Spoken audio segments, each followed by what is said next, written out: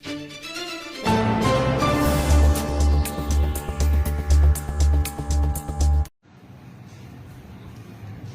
नाम राजेश माली है। मेरी पैतृक संपत्ति ग्राम टिगरिया में है। 78/4 और 78/5 का भाग है, जिसका सौदा नरेंद्र गर्ग को किया था। 53 आरी जो 78/4 की एक रजिस्ट्री उसने करवा ली है नरेंद्र गर्ग ने, बाकी 78/5 के भाग की रजिस्ट्री इन्होंने नहीं करवाई है। और इन्होंने कहा था कि रजिस्ट्री के पैसे ज्यादा लग रहे हैं, इसलिए बाद में करवाएंगे।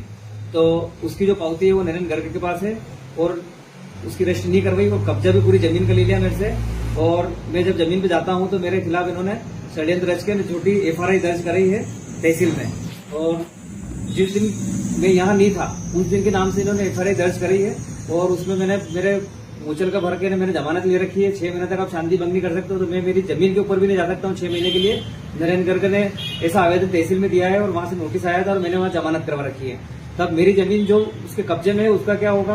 और नरेंद्र गर्ग जो 53 आरी की 78/4 की जो रजिस्ट्री कराई है उसका आधा पैसा ही दिया है और आधा पैसा दलालों ने मिलकर बांट लिया है, वो पैसे दे नहीं रहे मेरे को। तो इसके लिए क्या करें, परेशान।